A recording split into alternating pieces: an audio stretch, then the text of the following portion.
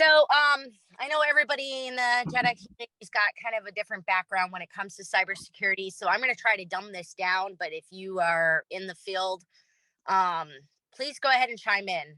This is not just about me. This is about all Jedi. But the presentation is called Cybersecurity and You, How to Protect Yourself and Your Online Presence. Next slide, please. All right, so just a little agenda. I'm just going to give a brief introduction about myself for those who don't know me as well, and then just go through some things you protect yourself and your online presence. We're going to cover social media presence, do's and don'ts, password usage, personal cyber hygiene, simple things you can do right now today to help secure your devices, and also some interesting stats that I have seen over the last year or so about cybersecurity. Next slide, please. So about me, this is where I enjoy coming to talk to you guys. So I am a U.S. Army veteran with over 20 years experience in cybersecurity. Some things you may or may not know about me: I'm a certified level 2 instructor for USA Curling. Yes, the game curling with the stones and the brooms and all that fun stuff. I still don't get it. I've been watching them since I found out about this, and I still don't get it. Yeah, I could talk curling all day, but that is for another day, maybe. I am an equestrian. I've been riding since the age of 4. I actually got my start here in Florida, helping friends out on their ranches, from herding cattle to checking fence lines. That was an easy job for a kid back in the day. But I progressed on to dressage, show jumping, hunter jumper, and then recently I got into driving carriages. So she said she's in Florida, but just so you guys know, she's on vacation doing this. She's not actually where she lives. No, I'm in the town where I grew up. Yeah, but she lives in another state. Oh yeah, no, I live in Maryland now. But okay, so I'm also a BSA Scoutmaster for a girl troop in Maryland. I've been doing that now for about 2 years. I love it. I love working with youth. Part of my curling thing is that I'm actually a youth coach for 2 of the local curling clubs in our area in Maryland. I really, really enjoy being around kids. It's just something that I feel very passionate about. A little more that I didn't really include on the slides because I'm thinking about maybe using this for some other things down the road. But I did start practicing Judaism probably in November of 2021. So I'm a relatively new kid on the block, but as with all things that I tend to do, I kind of hit the ground running. I really enjoy the path way more than I actually thought I would when I first started. But I met great people like Allie, Ross, Gabe, Katrina. I haven't met Everett yet, but I'm hoping I can get out your way in the spring for the gathering out there in the UK. Just some really, really great people. And I feel like I have built up like some amazing friendships over the past year and a half.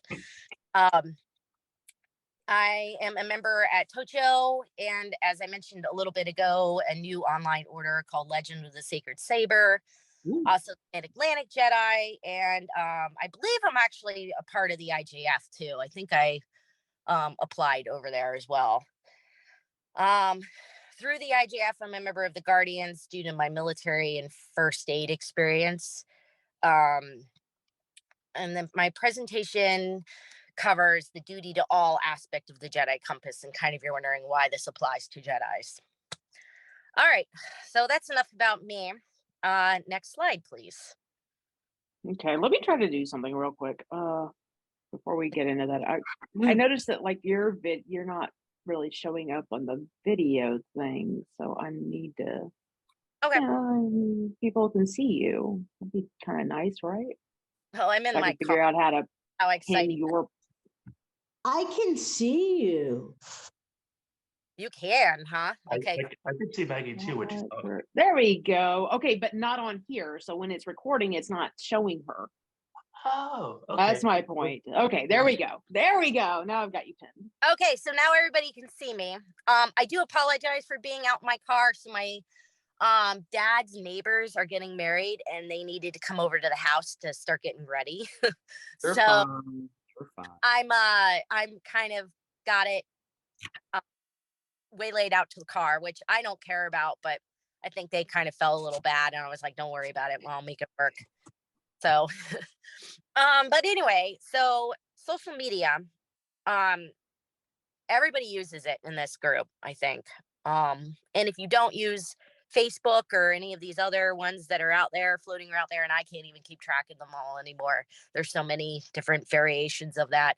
Um, what I'm going to tell you for social media can pretty much apply throughout your entire digital presence, if that makes any sense. So you can take a lot of what I'm telling you right now and apply it to like just online life in general. So first off, passwords. We all have to use them. Yeah, I know they're a pain in the butt to come up with original ones, but you don't use anything that's identifiable like your name or your birthday. Just don't do that. That's like really bad, because if somebody is able to get that information, they can more than likely figure out your password, and you don't want people logging into, say, your bank account or even your Facebook profile or even your LinkedIn if you're a professional like me, and posting all these crazy horrible things about you, or just taking the account from you, period, and you can't update it. Hijacked. Avoid using common words or your name, like I mentioned. Actually, one thing you can do is you can use like special characters and numbers in replace of letters. So for like, and for instance, an S, you can use like a dollar sign. I think number 5 also works for that as well. 3 can be a 3. Oh, I'm sorry, 3 can be an E. Yeah, sorry. I haven't had enough coffee yet this morning, but you get the gist. A 1 can be like an exclamation point, or even an I can be a 1. Stuff like that. And above all, do not reuse your passwords. I know a lot of people do that. That's kind of a big no-no. The reason being is if they get a hold of one of your passwords and it ends up on the dark web, they can potentially get into other accounts of yours. So just try not to do that. I know for some people, they do reuse passwords, but that's something that I do not recommend, and most professionals in this field would also tell you the same thing. Um, and my final point in this is sharing is not caring when it comes to passwords. I know we were taught that as kids, but with passwords, yeah, don't do that. Passwords should just remain a private thing between yourself, and if you have to annotate them down somewhere, there are passport or password like BitLocker type programs that you can put your password in, that are supposed to be impenetrable. I've worked in this field long enough to know that that's not always the case. So I myself do steer away from them, but I do know people that use those type of programs. Um, and that's just because I'm paranoid, and I'm always got that what if somebody hacks into that and then gets all my passwords. Um, that's just a personal preference on my end. I would also caution you guys, if you are going to leave a device for any length of time, and there's people around that you may not know, or family you don't want getting into that device, just make sure you lock it and don't leave it unattended. Simple Control Alt Delete or whatever you have to do to lock that device, and you should be good to go. And okay, one more point on that. I'm sorry. Change your passwords often. I suggest 6 months minimum. I know for some people they're like, "What?" But you want to cycle them out a lot. That way, if your device does get hacked and your password ends up out on the dark web, um, you're less likely to get your information stolen. Um, if there are there any questions on that? Nope, you're doing a So, great job. Go ahead. Sorry. when it comes to changing passwords every 6 months, I have Amazon, Facebook, for like I have several places, right? Is there Yeah. any particular one that you would like if you could name 3 that are most likely to get hacked into, and those are the three you want to focus on, what would you say they are? I would worry more about financial. So if your Amazon is linked to your bank at all, and most of the time it is, right? Because people order stuff on there. I would suggest maybe changing that password more often. uh Facebook now with that Facebook Pay thing that they do, yeah, I would maybe suggest doing it too. But there's some other things you can do to help secure your account even more. So you may not have to just change your password every 6 months or so. And I'm about to cover some of that. But that would be my recommendation. If it's tied to your bank at all, I would highly consider, if you aren't using other methods to help secure it, to maybe think about changing that password a little more. Does that make sense? Yeah. All right. Any other questions? Okay, cool. So the other thing that I had kind of started to mentioning, but I knew it was coming up next on this slide, is two-factor authentication. Does everybody kind of know what that is, or do you want me to kind of give you a quick, like, couple of examples? I know Okay. what it is, and at work it becomes annoying. Yes, it does become annoying, but it is a great way of securing your account, because as I've written out here, it works by adding a layer of security to your online accounts, an additional layer. And it verifies your identity by using 2 of 3 factors: something you know, like a password, something you have, like a key, and something you are, like a fingerprint, or even the facial recognition that Facebook and a lot of places use now to um, open the app. Um, it's a great way of just adding just a little bit of extra security along with that password. Some places like Facebook will actually send you a list of codes, that they tell you to hang on to in case you ever have to, like, get back into your account for whatever reason. Like, say you sign out or you're trying to sign into a new device. That's part of two-factor.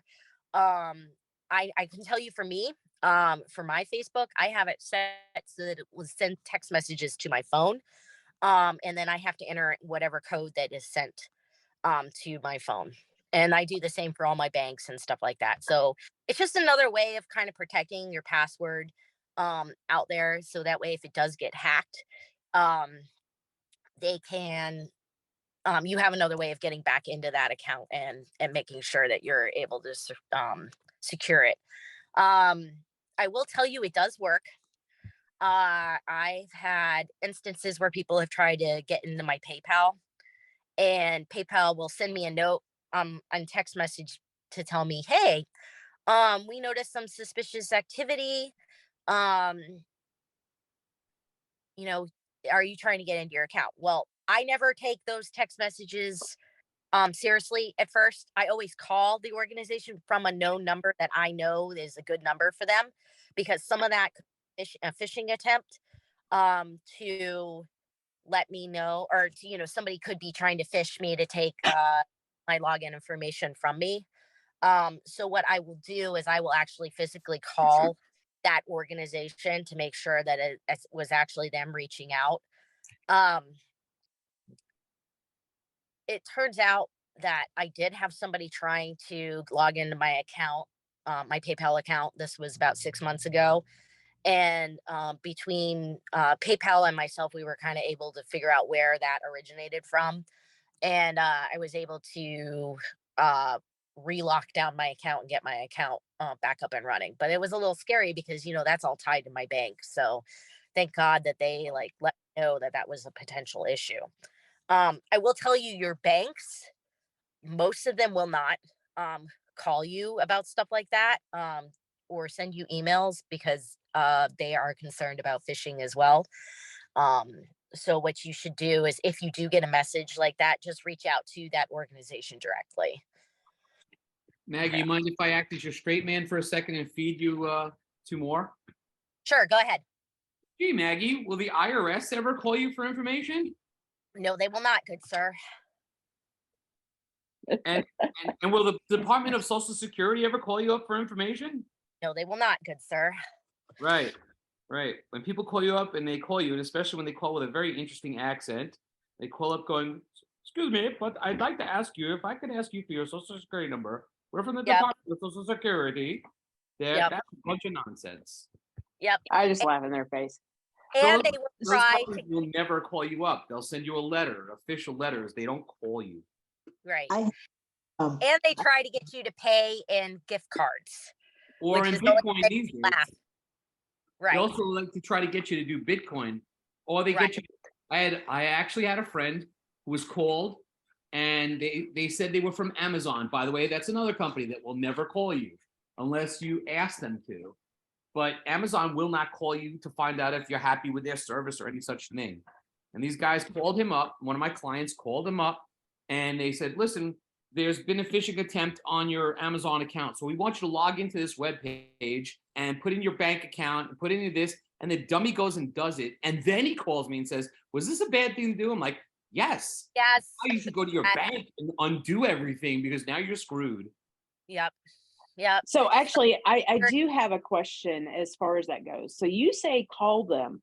What I have done, and I want to know now if it's if they're able to somehow circumvent this and get your information. I go directly to the website and check. So like if Amazon's like, hey, you've got this going on, I'll go to my Amazon account and check to see if that's actually going on instead of calling the organization. Can they get information if I'm personally looking? Only if you click the. I'm sorry, Maggie. No, I'm sorry. I should. No, go ahead.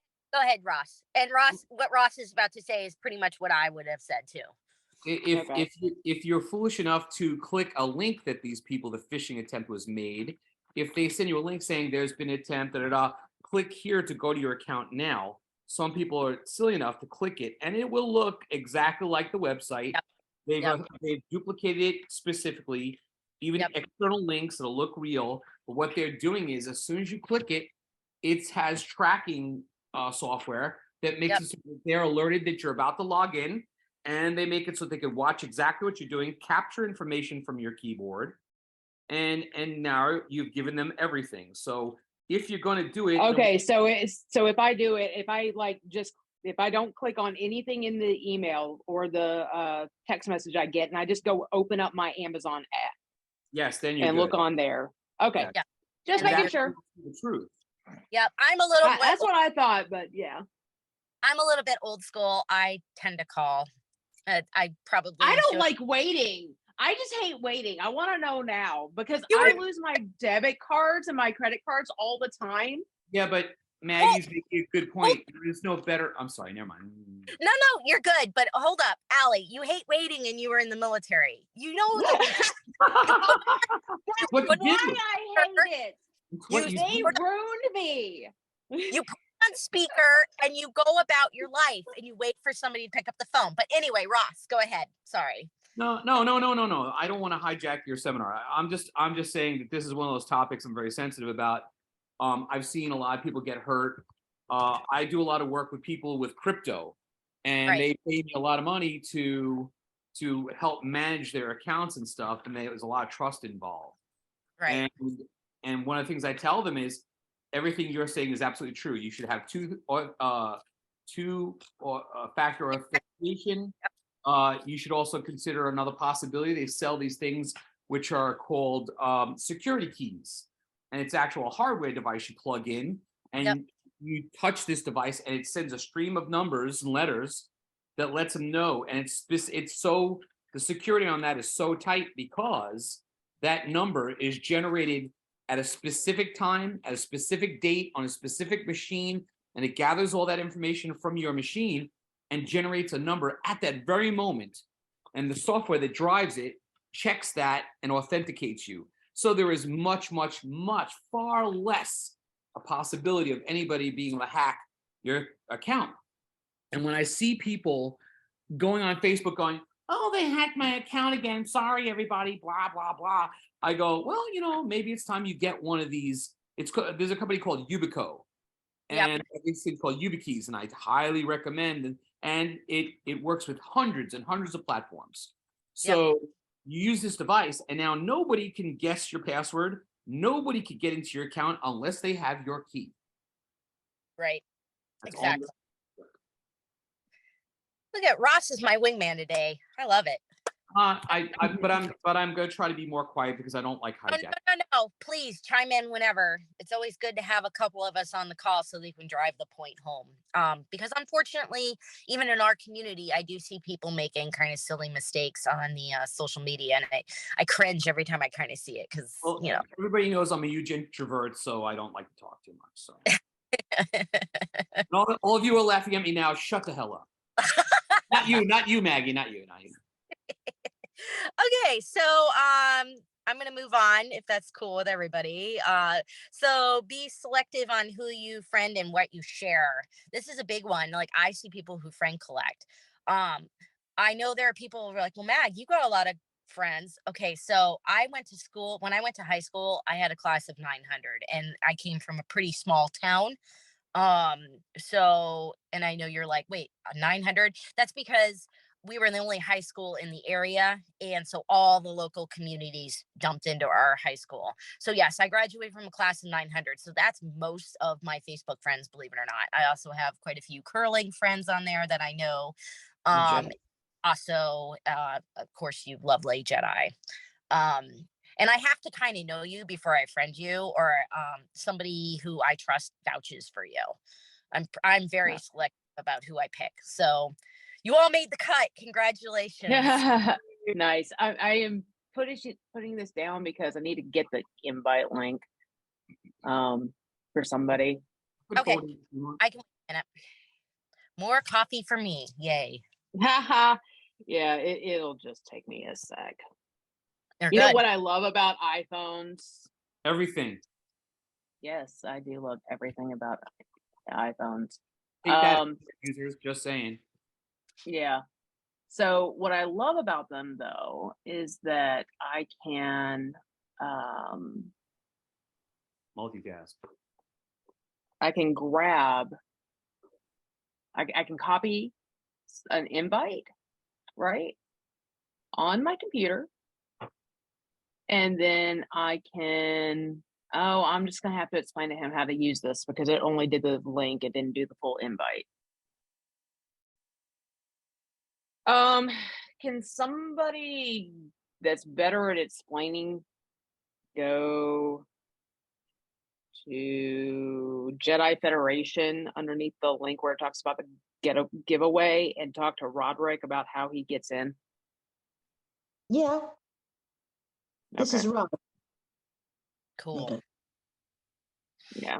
Because I don't know how to explain it to him. He's new to Discord, and like I could walk him through if I could do a screen share with him, but since he's having difficulty getting onto Discord, I can't even do the screen share. For 2023, this is actually a new word that's come up, which is when she has to do that, it's called alley-splaining. Okay, so anyways, if someone could explain it to him because I know he wants to be in here, and you know, I'm sorry, I'm just now getting to see his message on it, but yeah. Okay, Which anyways. Discord is he on? Sorry. He's not on Discord. He's in the International Jedi Federation group. The Facebook group or? Yeah, the Facebook group, the group. And it's underneath the picture with like my little old KOA, now IJF character holding a book that says in the interest of peace. Okay, that's fine. I'll help it from here. You keep going with your class. Oh, Thank you, Ari. okay. All right, back to you, Maggie. Oh, okay. So It's like a big news. thing on the social media that I see people making a lot of mistakes on is don't fill out those stupid quizzes that ask identifiable letters used for security questions. Oh If yeah. you lie. Don't tell people that stuff, because if you notice, a lot of those questions are stuff that they will ask you in your security question. Yep. So just don't do it. She's right. Ed, is there a question? No, I was saying you're right. There's a lot of people I've dealt with who all of a sudden wonder, oh my God, out of nowhere, my Facebook account's been hacked. Well, dummy, you gave them it away. But anyway, Bob's. Exactly. There's no questions. I'll move on to the next slide. 5, 4, 3, 2. Yep. Boom. So You see my lovely graphic, how people think they get hacked. There's that shady hacker kind of behind the keyboard. No, it's because you filled out a stupid Facebook survey. As you can see, like, how far away do you live from the place that you live? Like, the car that you passed your driver's test in, which probably is your first car, right? It's always the dude with the voice changer that doesn't. Right. Like the Darth Vader in the background. Yeah. They were You know, trained by the Chinese. yes. That's right. That's right. Right. And they also gave us COVID. Yes. No, actually, okay. So I am not. When I said that, I'm not actually. That's kind of a high praise for the Chinese. Their intelligence organization is top notch. Yes. Like, they yeah, they are really good. So when I said Oh, that, I was being sort of cheeky, but I was also giving them some praise. they also are kicking our ass when it comes to cybersecurity. I know a lot of people don't want to hear that, but it's true. True. Yeah. We don't take it as seriously in this country as we should. So these are just some examples that I have personally seen floating around Facebook. Yeah, just don't do this shit. Excuse my French. Stuff. Don't do this. Sorry, Allie. He says shit all the time. Okay. Just don't do it. But we don't want to. Yeah, we don't want to say that on here though, Oh, now it's a sin. because it's recorded. Oh. All right. Well, apologies to all my fellow Jedi for dropping the S-bomb. But anyway, next slide. Okay, so passwords. Everybody's asking me, well, Mag, how do I make a password that I'm gonna remember? So I like to use phrases, believe it or not. So you can use the first letter of a number substitute of a phrase. So this was just an example that I used, that Neptune is the farthest planet from the sun. And I basically just kind of made it kind of cool looking, where I said, capital N1, capital T, lowercase f, P, capital F, $, and then a exclamation point. Those were all the first letters of that phrase, and then I just kind of made it like hard to be able to crack. And then, but also, you don't have to use that entire phrase. My second example is, I basically said that Neptune is far from the sun, and I just kind of did number and letter combinations. I noticed earlier I probably could have made some of those S's in there, like $signs. Just make it as hard as you can, but just remember that phrase, and then just remember, oh yeah, for that S I used a $sign, or something like that. Just get into that habit of using alternative ways to write those letters. And if Ross can probably vouch on this, but I will tell you, this is some of the same stuff that the hacker community does when they talk to each other. They'll use like numbers instead of letters. Yep, they will do that. And also, you probably shouldn't use the really long one if it's going to be the disarm code for your bomb. That's a bad idea, because that could be between life and death. Yes, but this is just kind of giving you guys an idea of like, okay, well, how do I make a good password? And this is kind of showing you like, how can you make a password? So, and you should be able to remember this too. I will tell you, I will use variants of phrases at work, and I work for so. You're gonna No one caught who you worked for. So if that was supposed to be a secret, it bleeped out. The Force made it happen. Okay. By the way, are you going to get into talking about software password management programs? I wasn't really going to cover a lot of that, just because a lot of these folks are kind of new on the call, but we can talk about that maybe afterward if we have time. Okay. Next slide. Yeah, give me a second. I'm gonna escape out of this because someone's trying to get admitted in, and I can't hit the admit button. Okay. I have this visual in my head of Maggie with one of those red pointer lights. That next slide. Oh yeah, you should see me at briefings. I'm like, next slide, please. Next slide, please. Like, it drives me. Okay. All right, here we go. We're on the next one. Cyber hygiene. So basic cyber hygiene. So some of this stuff is so critical, but people don't do it, and I don't understand why. Maybe it's just the whole like, oh, I don't have time, blah blah blah. We start making some time, folks. So software and antivirus patching.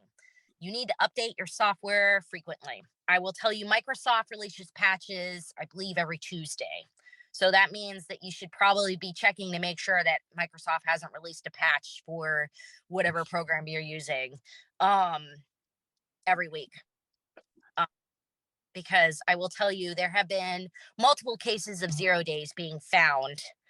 And a 0 day is a vulnerability that is so critical that it can cause all kinds of havoc throughout the cyber world.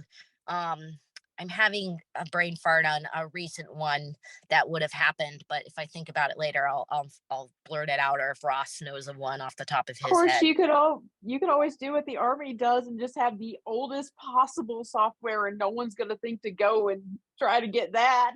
Yeah. Yes, it drives me crazy because there was a news article that just came out from Hacker News, believe it or not, where a lot of companies and organizations, DoD being one, do not update their software on a proper basis, and they're still stuck on old hardware. Now, there's some backstory behind why that happens. Some of it is because they just don't have the money to upgrade, but some of it is laziness. So, and that's just companies in general just don't want to spend money on infrastructure, and IT unfortunately falls into that I whole. was always told it was because people wouldn't think to go and try to hack Windows 98 when I was in like 2013. Yeah, okay. That's what they tried to pass it off as. Okay.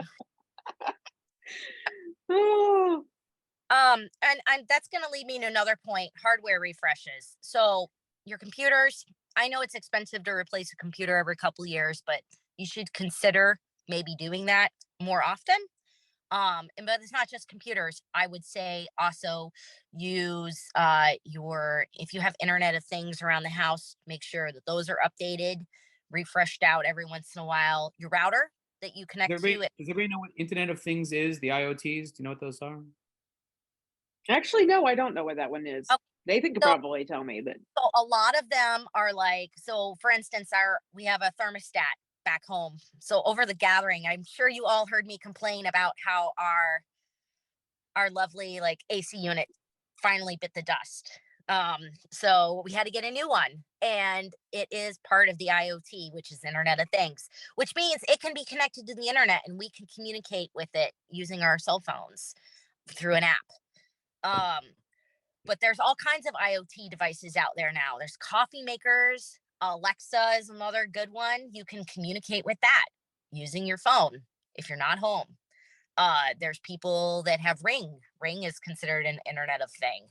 Um, there's so many different examples. I'm sure Ross can probably throw out a couple too. But yeah, I've you seen really Battlestar Galactica. I know how this ends. Ah! yes. Yeah. I'm not a fan of Internet of Things, but that's just because I'm super paranoid and I'm like, they're going to crack into that. I know they eventually will hack into that, and I just don't want any part of that. I know that sounds crazy because they do make people's lives better, but I'm the belief that that's also comes at a cost. So I'm going to be flat out honest with you. I very rarely, if ever, use IoT in my house just because I've got that whole like, not a good idea mindset. But some people love them. I'm So extremely guilty of using IoTs all over the place. yeah. So, but some people love them, and you know what? If that's your bag, then go for it. But just be mindful of doing constant patching on it and making sure that every few years you're considering refreshing it out, if you're financially able to do so. So this next one should come without saying. Don't store sensitive docs in your email.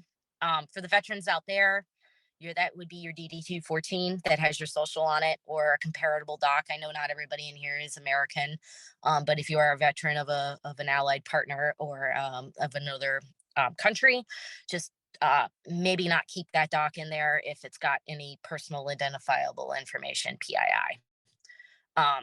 And that includes like social security statements, stuff like that. Although I think Social Security usually mails that information to you through the mail. I know you can get online to look at some of that stuff too. Um, Websites. If you go to a website, make sure it's HTTPS, which means it's secure.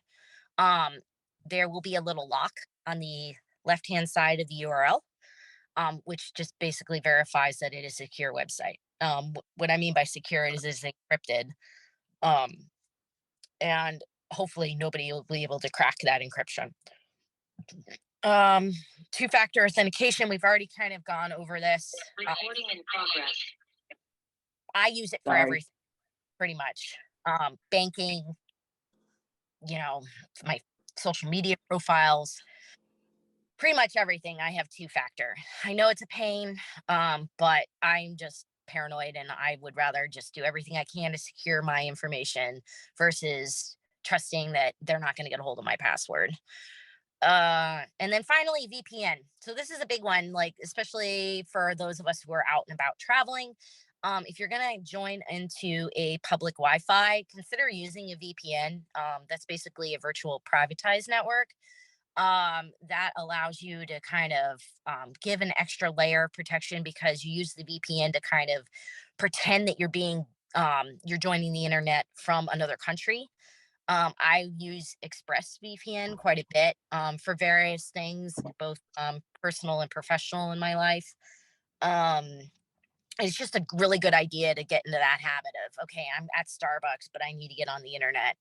Okay, let me log into my VPN after I get onto the public web and just use that. It just gives you a little bit of an added extra layer of protection. Any other questions on this? You're doing a great job. Thanks. Mhm. Next slide. Maybe. There we go. Okay, so this I kind of found a little interesting. What does this all kind of mean for everybody? These are just some interesting stats that I found, and I apologize. This is for 2021. I don't think most organizations have come out with their 2022 stats yet because it's just the last day of the year. But this was last year's information that was published. So as you can see, for the fellow Americans in the room, we're winning when it comes to data theft. I don't think that's a good thing, but uh, but I did find this graphic a little interesting because if you notice, it's pretty much all of our allied partners who are right there with us. The one that I found really interesting was South Korea, and I have a theory on that. I believe that's probably because of the American presence that's still there. I also think that that's probably related to the fact that they have a lot of technology coming out of Korea now. So it would not surprise me if those two things kind of put them up on that scoreboard as well. And then finally, for the global cybercrime damage, I'm not going to read these numbers off to you, but you can kind of see that those are pretty significant numbers coming out of like estimates that have been done about what actually this all means in the end. Just these simple things that people could do could prevent a lot of what those numbers are saying. I have a question. Sure. So, and I mean, I know, but this is kind of like feeding you. So, like, what if you get a notification that you have been breached by something on the dark web? So I have gotten those, believe it or not. It's usually through my antivirus. So we have Semantic at the house, and one of the things Semantic does is it will tell you if it's noticed your information out on um the dark web. But because I change my passwords frequently, I don't usually worry about it too much because 9 times out of 10, the password that they're concerned about is something that I've already changed. Because I do go back, I do and go look. I have ways. I have ways of going to check. Uh, and some of that's because of my professional life. Um, I Right, but actually do a lot of what, work. what do you suggest people do to defend themselves from that attack? I would say just it sounds stupid. Just change those passwords as much as you can. I don't think that's stupid at all. I think that's good advice. Because it will happen eventually. Your password is going to end up out there. There's really no way around that. I don't think. Um, I think that eventually you just need to keep just changing your passwords.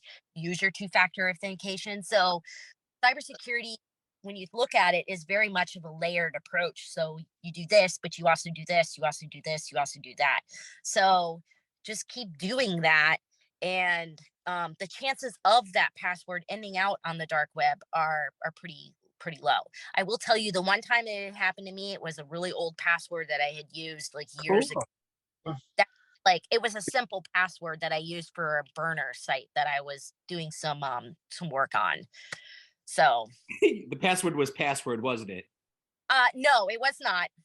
It was not, but it was not an intricate password at all. I'll just put it to Mm. you that. Mhm.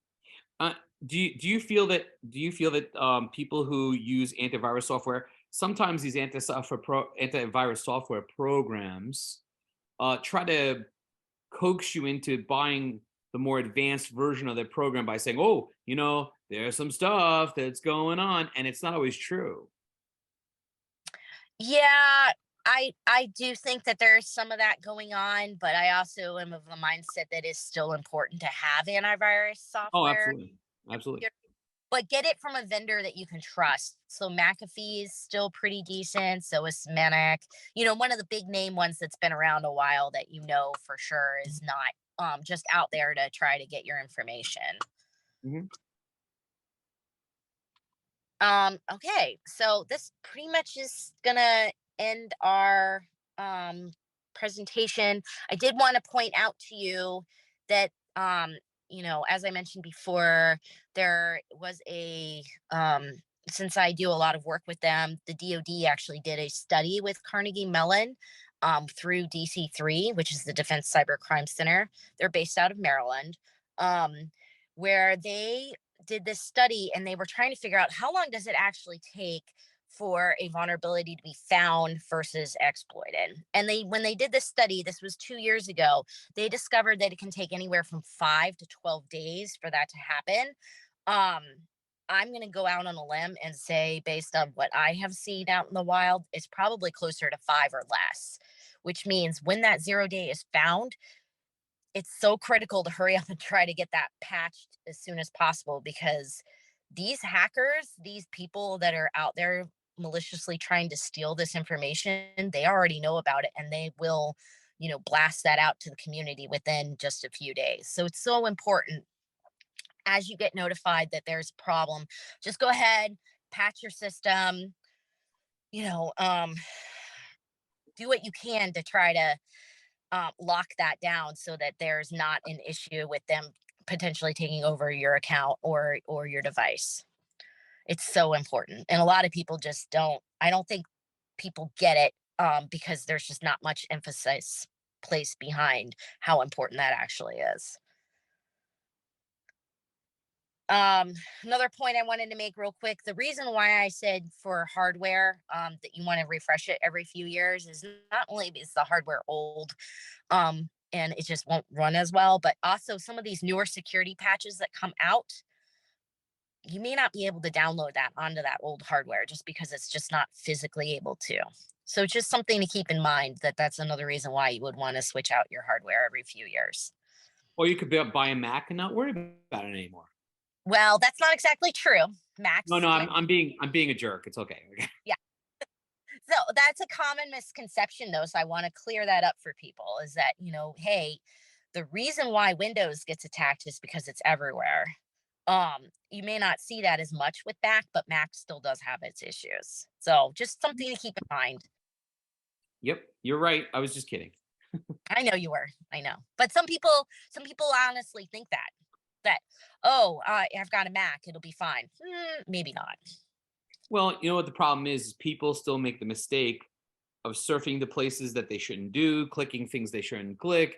Yep. And I tell people viruses and hacks and all these things that happen to their systems is like dealing with vampires. If Yep. you don't invite them into your house, they can't hurt you. But the minute you say, welcome, come on in, now you got a problem because you got vampires in your house. Yep. Yep. And some of No it offense is, to anybody who's a vampire. Sorry.